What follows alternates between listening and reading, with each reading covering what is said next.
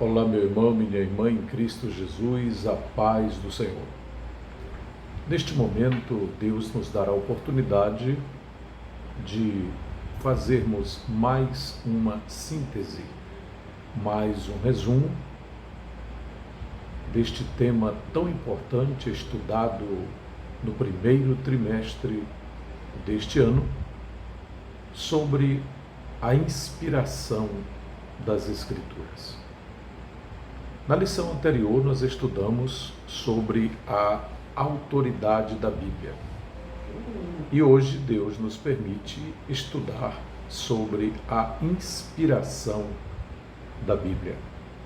A Bíblia é esse livro extraordinário que você já conhece ou já ouviu dele falar. O maior best-seller da história da humanidade. O livro mais lido, o livro mais comentado, o livro mais perseguido de toda a história da literatura. O livro mais traduzido.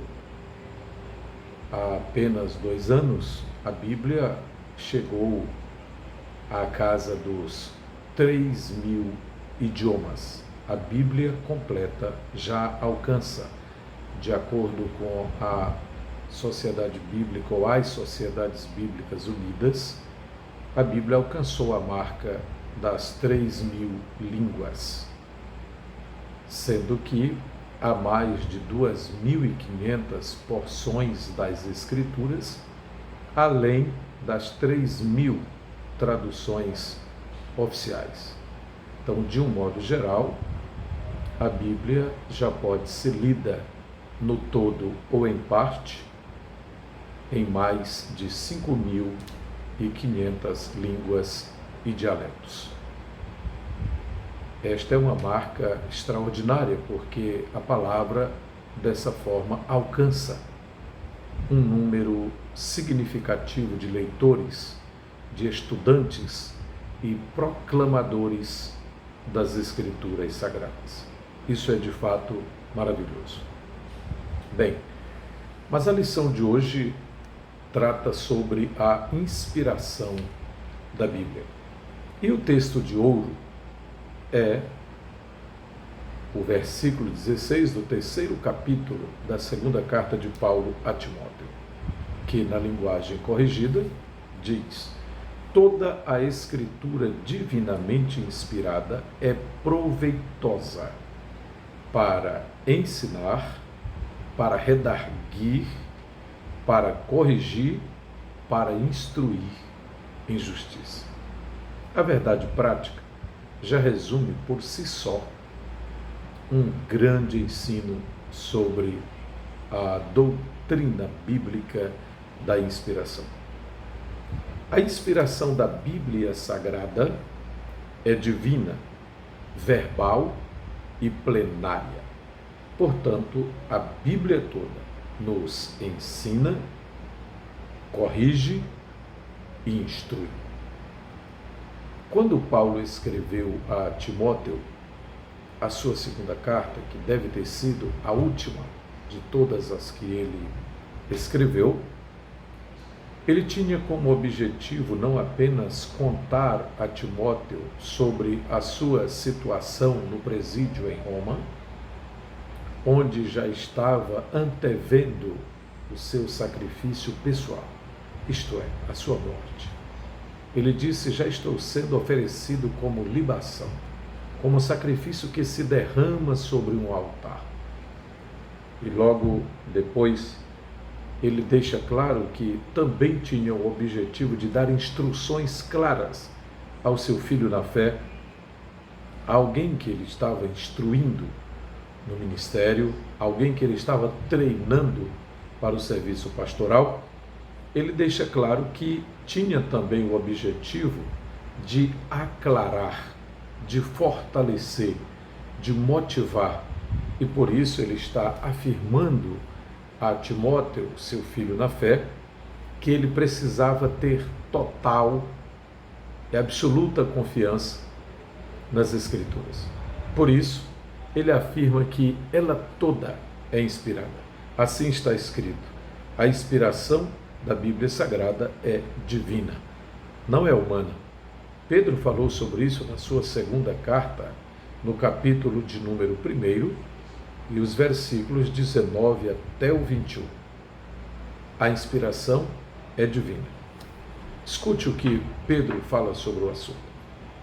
E temos muito firme a palavra dos profetas, a qual bem fazeis em estar atentos, como a uma luz que alumia em lugar escuro, até que o dia esclareça e a estrela da alva apareça em vosso coração. Sabendo primeiramente isto, que nenhuma profecia da Escritura é de particular interpretação. Porque a profecia nunca foi produzida por vontade de homem algum, mas os homens santos, da parte de Deus, os homens santos, falaram inspirados pelo Espírito Santo.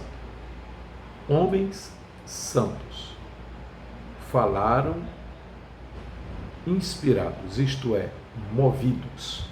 Em uma outra tradução, carregados. Em uma tradução mais contemporânea, dirigidos ou influenciados pelo Espírito. Aí está a base da doutrina da inspiração. O termo usado por Paulo em 2 a Timóteo, capítulo 3, e o versículo 16, é theopneustos. Theopneustos. Quando Paulo usa esta palavra, ele está afirmando a Timóteo que o livro que servia de base para a pregação era de fato um livro inspirado. Mas não só isso. Ele estava também afirmando que, além de as Escrituras possuírem a inspiração divina, ele afirma que essa inspiração é verbal, isto é, Deus inspirou as palavras, mas é também plena, total, como nós chamamos na linguagem teológica, plenária. Ela é inspirada de Gênesis a Apocalipse. Não há nenhum texto da Bíblia Sagrada. Aí então, querido professor, você pode usar este argumento para todos os seus alunos, e você, querido aluno, pode ter certeza do que estamos falando. Não há um livro, seja do Antigo ou do Novo Testamento, que contenha em si mesmo um grau maior de inspiração. Assim como Deus inspirou Gênesis 1:1, inspirou também o Salmo 118, que é o centro das Escrituras, é o capítulo que está bem no meio dos 1189 capítulos da Bíblia, em todas as versões protestantes. Bem, Deus inspirou também Apocalipse 22, que é o último capítulo. Não há um livro, não há um capítulo, não há um versículo com um grau maior ou menor de inspiração.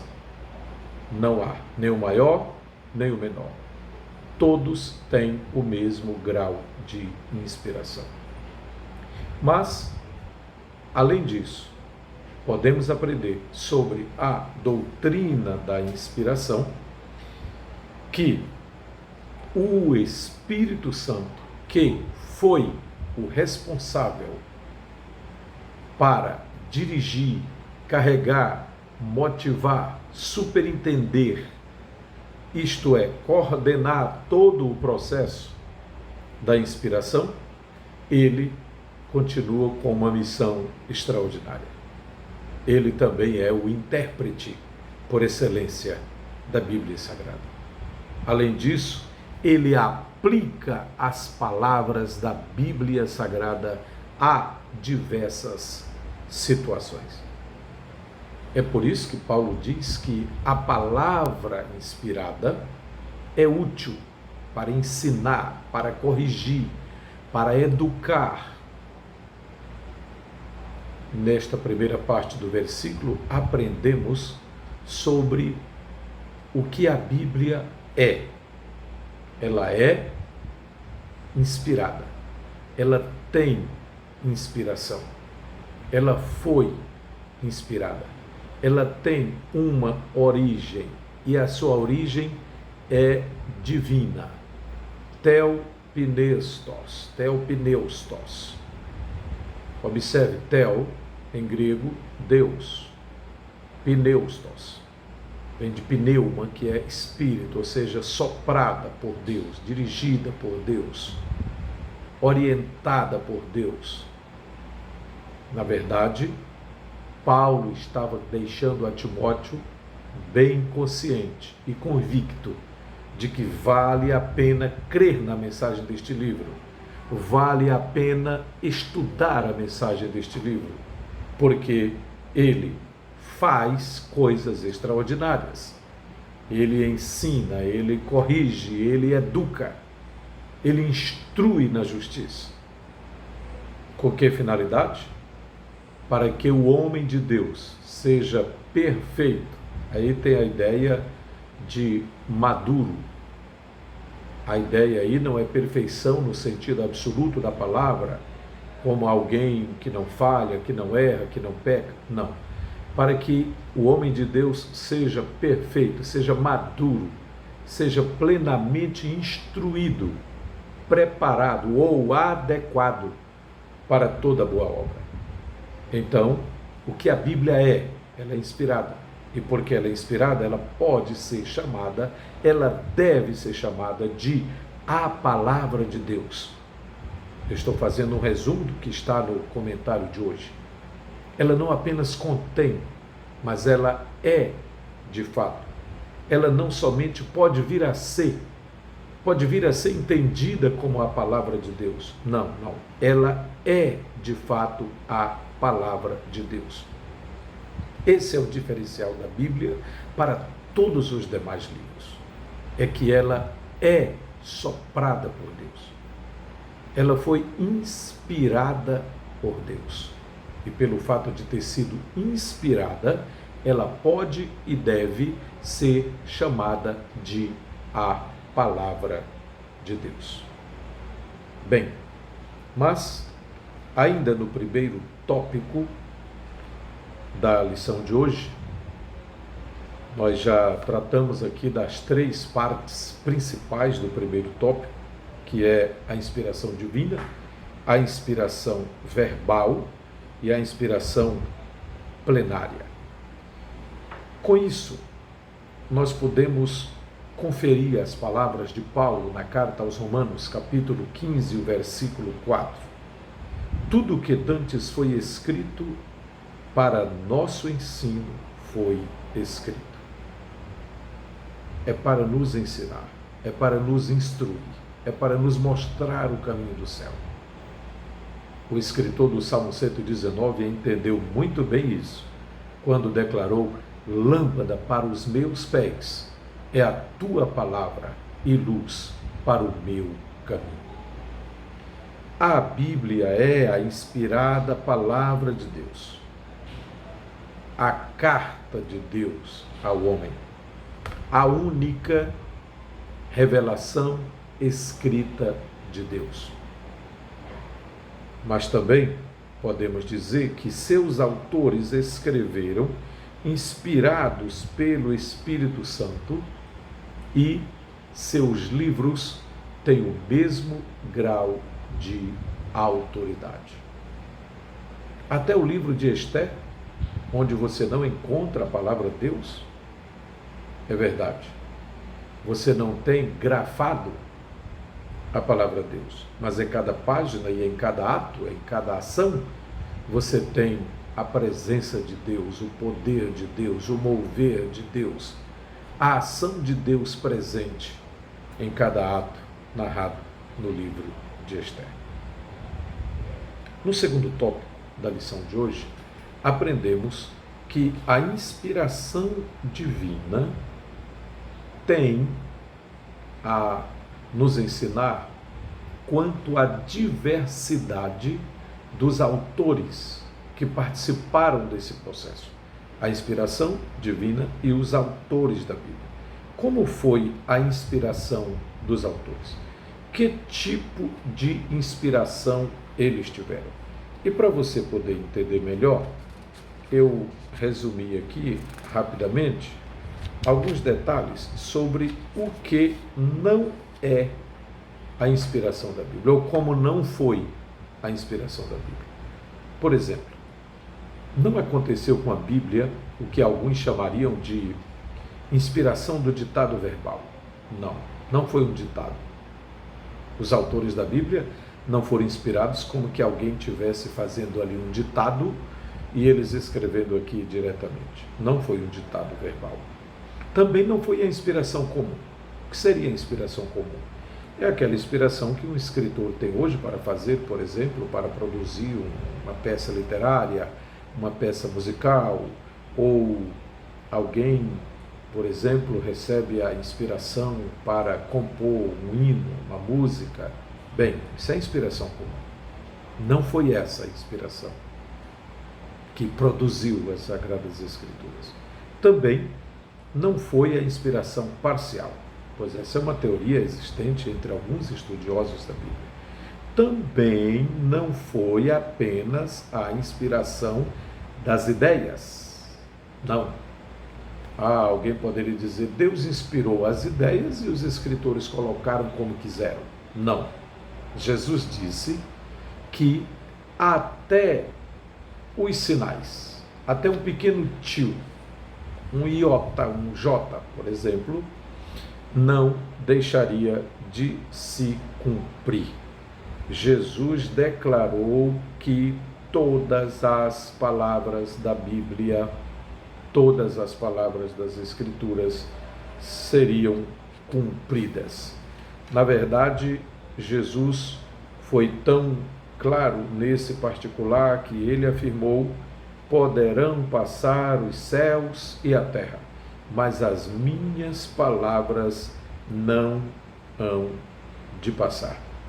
Jesus, Paulo, João, Pedro e outros que são mencionados no Novo Testamento, pregando ou ensinando, declaram que a Bíblia é a palavra de Deus. Também podemos afirmar, podemos dizer que a inspiração da Bíblia não foi do tipo mecânica, como se fosse, por exemplo, uma espécie de taquigrafia. E um pouco mais além, podemos dizer também que não aconteceu na Bíblia aquele fenômeno que acontece em algumas religiões, o fenômeno chamado de psicografia. Não, a Bíblia não foi psicografada. Não é psicografia. Não. O que ocorreu com a Bíblia foi uma produtividade, uma ação, um trabalho produzido pelo Espírito Santo na mente de cada escritor. Cerca de 40 autores ao longo de 1.600 anos. O que ocorreu com eles? Eles tiveram liberdade. O Espírito Santo garantiu a liberdade dos escritores bíblicos conforme a capacitação de cada um. Portanto, a Bíblia possui particularidades quanto ao gênero literário, quanto à gramática, quanto ao vocabulário e outros detalhes. Assim, de acordo com a capacidade de cada escritor, o Espírito Santo trazia, mostrava o que deveria ser escrito, de tal modo que o que eles escreveram, debaixo da inspiração do Espírito, foi e deve ser chamado de a palavra de Deus. Porque eles escreveram sem erros, eles escreveram sem falhas aquilo que o Espírito estava inspirando. Davi chegou a dizer: o Espírito Santo falou na minha boca. Ezequiel, por exemplo, chegou a ouvir a voz do Senhor filho do homem, põe-te em pé e eu falarei contigo. Aí ele declara: então entrou em mim o Espírito, veio sobre mim o Espírito. No primeiro capítulo do seu livro, por exemplo, logo nos primeiros 4 versículos, o profeta Ezequiel declara: ali os céus se abriram, as margens do rio, lá na Babilônia, ali se abriram os céus. E ele declara: eu tive visões de Deus. É assim que a Bíblia fala sobre como aconteceu a inspiração. Cerca de 3.800 vezes está escrito: assim diz o Senhor. Termos semelhantes a estes, somando tudo, dá esse total de 3.800 vezes. Isso é uma assinatura de autenticação. Isso é uma assinatura de comprovação da inspiração divina da Bíblia Sagrada. O que mais podemos dizer que Deus fez para produzir as Escrituras? O Espírito Santo não inspirou os escritores da Bíblia apenas com alguns pensamentos aqui e acolá, com algumas ideias aqui e acolá. Não. O Espírito Santo inspirou cada uma das palavras que expressam com exatidão a mensagem divina, conforme 1 Coríntios, capítulo 2, versículos 10 e 11. Pois o próprio apóstolo Paulo diz: com palavras ensinadas pelo Espírito Santo. Mas alguém poderia dizer: os autores eram homens limitados, portanto eles estavam sujeitos a erros.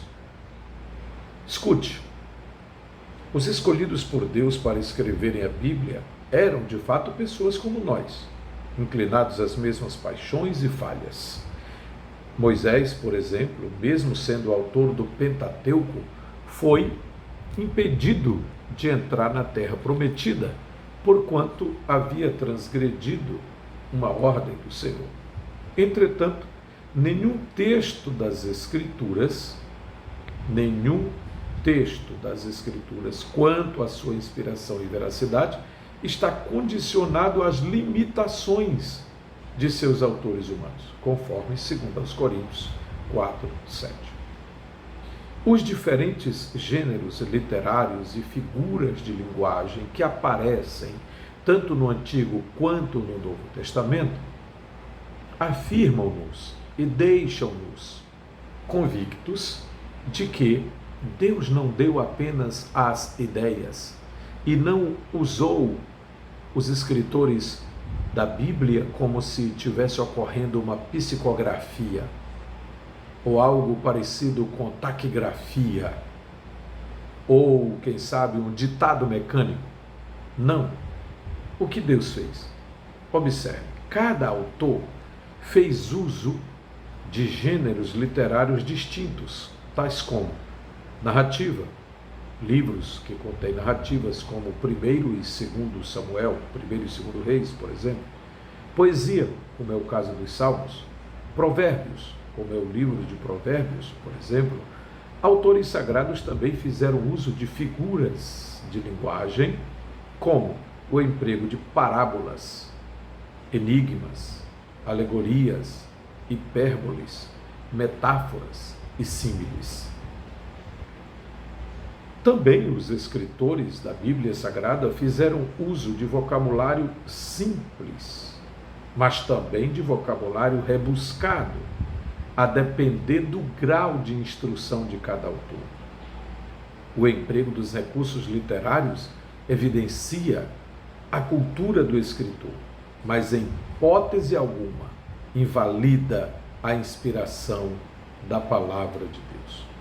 Outro detalhe muito interessante que o ouvinte, o telespectador, meu querido leitor da Bíblia, estudante, pesquisador, deve atentar, é que na descrição de fenômenos científicos, por exemplo, os autores sagrados usaram a fraseologia comum e popular, isto é, aquilo que as pessoas podiam compreender.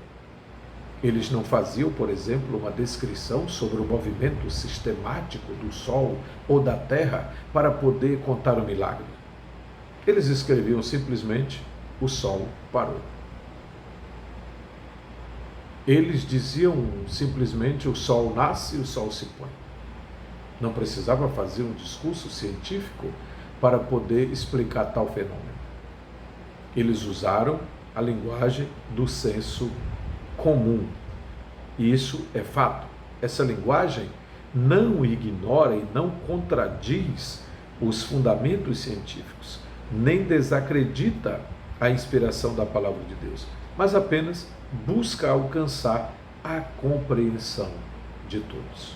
Aí está também um fragmento da grande sabedoria do Todo-Poderoso. Podemos resumir o segundo tópico dizendo que as limitações humanas, o uso de diferentes gêneros literários e o emprego de linguagem comum não anula a inspiração dos autores da Bíblia. No terceiro e último tópico da lição, o comentador nos explica sobre o Espírito Santo e o uso das Escrituras. No Antigo Testamento, a Bíblia é categórica em reiterar, em confirmar por diversas vezes sua inspiração divina. Por exemplo, no livro de Juízes, nós lemos que os livros de Moisés são mandamentos do Senhor, conforme o capítulo 3, o versículo 4. Esdras, por exemplo, reconhece como inspirados os livros de Jeremias, Ageu e Zacarias. Lá no capítulo 1, versículo 1, capítulo 5, versículo 1 do livro de Esdras, está escrito sobre isso. A respeito da inspiração da lei de Moisés e dos profetas, Zacarias ensinou que os seus escritos eram palavras que o Senhor dos Exércitos enviara pelo seu Espírito mediante os profetas precedentes, conforme Zacarias 7,12. Ora, o próprio Cristo mencionou a lei de Moisés, os profetas e os escritos como livros inspirados, de acordo com Lucas, capítulo 24 e versículo 44. Essas declarações atestam que o Espírito Santo era, de fato, ou indubitavelmente, a fonte originária de inspiração do Antigo Testamento. Mas não é só no Antigo Testamento que temos estas fontes de provas internas, mas também no Novo Testamento encontramos diversos pressupostos que nos ensinam sobre a sua inspiração.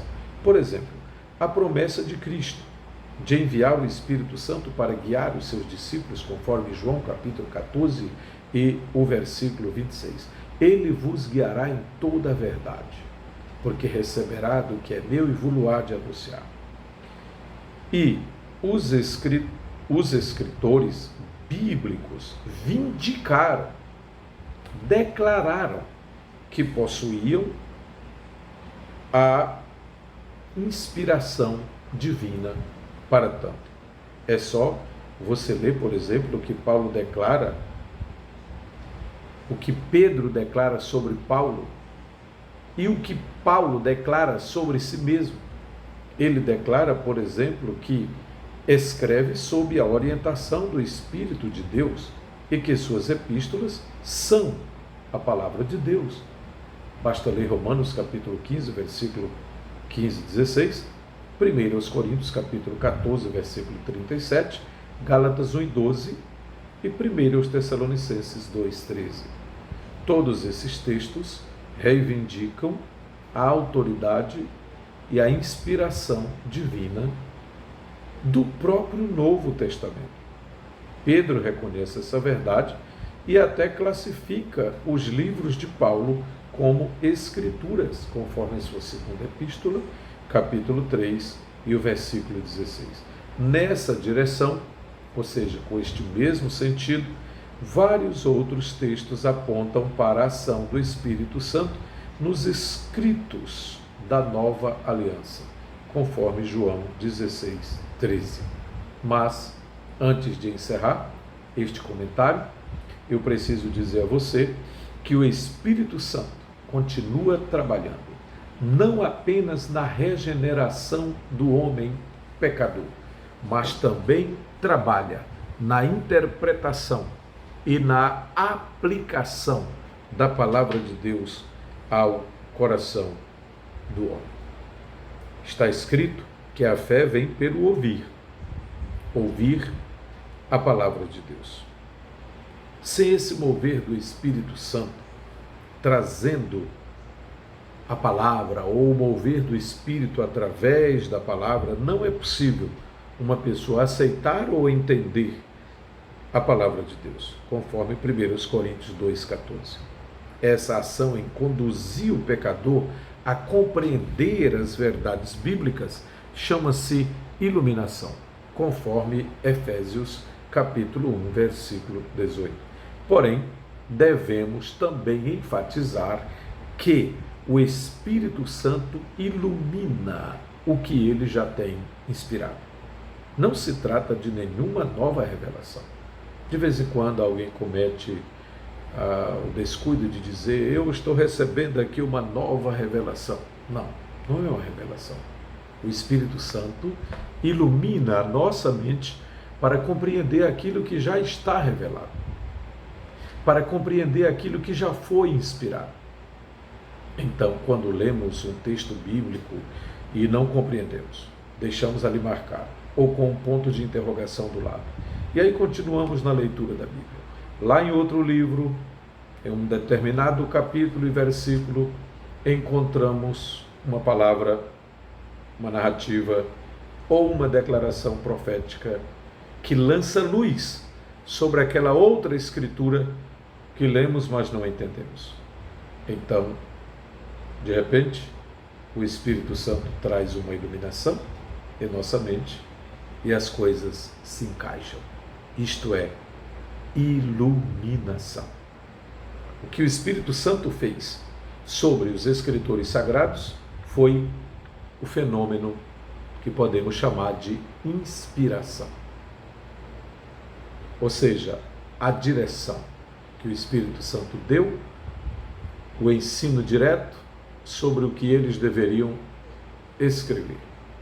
Agora, o que acontece conosco hoje, o que pode acontecer comigo e com você, o que deve acontecer naturalmente, se cremos no Espírito Santo, se cremos na ação do Espírito de Deus, especialmente na atualidade dos dons, se cremos que a Bíblia é a palavra de Deus e estamos dispostos a conhecê-la como palavra de Deus e transmiti-la, é natural, ou se torna até natural, isto é, comum, rotineiro, aquilo que o Espírito Santo faz.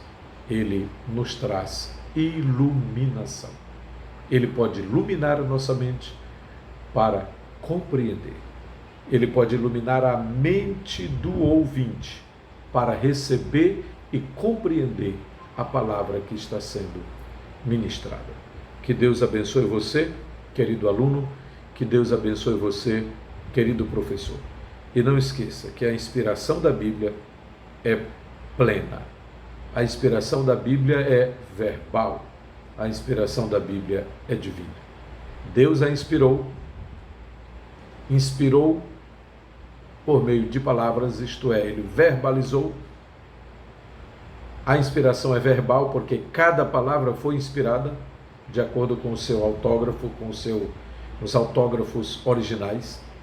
Se alguém cometeu algum erro de tradução, algum cochilo de tradução, se algum escritor na atualidade critica a Bíblia por alguma aparente contradição, porque algum manuscrito contém este ou aquele versículo que não bate 100% com aquele outro manuscrito que teria sido encontrado depois, são detalhes que não tiram a autenticidade e a certeza de que o livro que nós conhecemos como Bíblia Sagrada é um livro inspirado. um livro teantrópico, divino e humano. Divino porque foi inspirado por Deus, humano porque foi escrito por homens santos que falaram da parte de Deus, ou inspirados por Deus. Que Deus abençoe você, que Deus abençoe a sua classe de escola dominical, que Deus abençoe a sua ministração desta aula, com esse conteúdo tão extraordinário que é a inspiração da Bíblia Sagrada.